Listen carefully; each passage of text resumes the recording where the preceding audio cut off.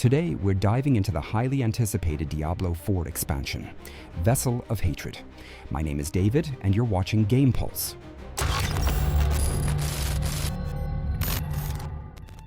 Wait, what? That's it? The ending of Diablo 4. Vessel of Hatred really caught me off guard. I've never been as disappointed with a Diablo expansion's final act as I was with Mephisto's return. And that's especially frustrating because Vessel of Hatred is otherwise a solid, sometimes even great expansion. A new class, a new area, tons of new endgame activities and improvements to the item system.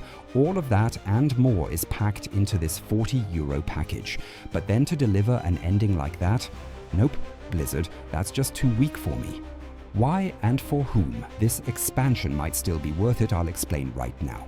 The big attraction of Vessel of Hatred is, of course, the Spiritborn, and it's essentially an evolution of the monk from Diablo 3. And let me tell you, the Spiritborn plays great. With this new class, you're incredibly agile, teleporting across the battlefield and dealing massive damage.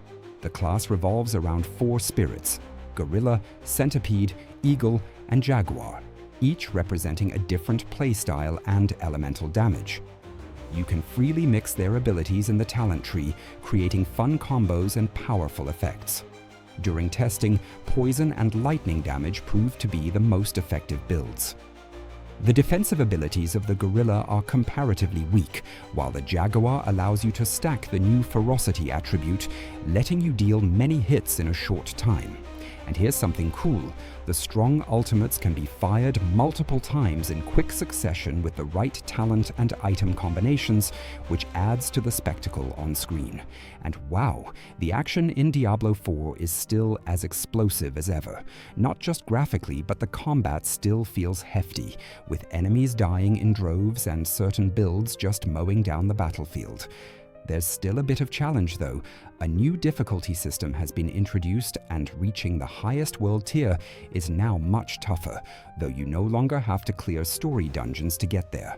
The Paragon system has also been updated and feels well designed. Leveling up to 300 is a bit slow, but by the time you reach level 200, which takes about 30 hours, your character feels well equipped. Overall, this makes Diablo 4 more demanding for solo players in the endgame, while playing in a group becomes more attractive for gathering XP and loot. The endgame itself is still tough to fully evaluate. The new Citadel introduces some exciting co-op mechanics like stepping on pressure plates and disabling traps with 1 to 3 players. A run takes between 30 to 90 minutes and features 3 wings, each with bosses that need to be defeated under a time limit. Aside from the usual loot, you'll also find unique consumables here, but the loot from the level 200 bosses like Juriel is still more worthwhile. The Citadel is a solid first step in raid content, but Blizzard still needs to fine-tune the balance. Another cool addition is the Undercity in Kurast. Once again, there's a race against time as you destroy specific bosses and structures to earn extra seconds. Ideally, you'll have enough time to light beacons and improve your rewards. But be warned, if you fail to reach the boss within the tight time limit, you'll only get a consolation prize. The Undercity is a cool concept, but its rewards pale in comparison to the loot from the level 200 bosses. What also surprised me was the introduction of new runes in Vessel of Hatred, reminiscent of Diablo 2. However, the item upgrade system works a little differently this time around. You can combine 3 lower runes to create better ones, but the materials for these are harder to come by. Blizzard seems to have recognized the frustration potential here and promises improvements for launch.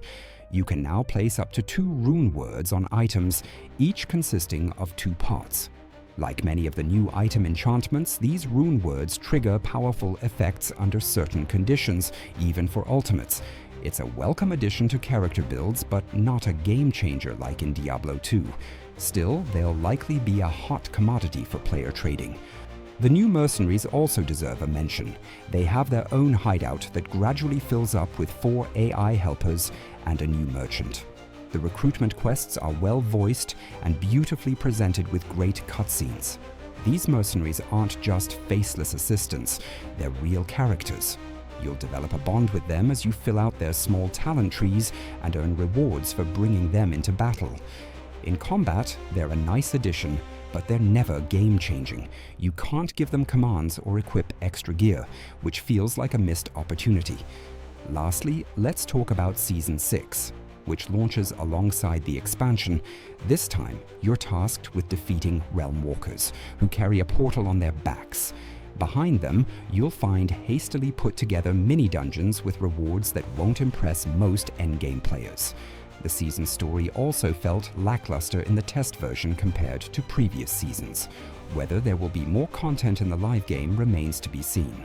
Server stability and balance changes in the Day 1 patch are also things we're keeping an eye on. Now for my final thoughts on the expansion.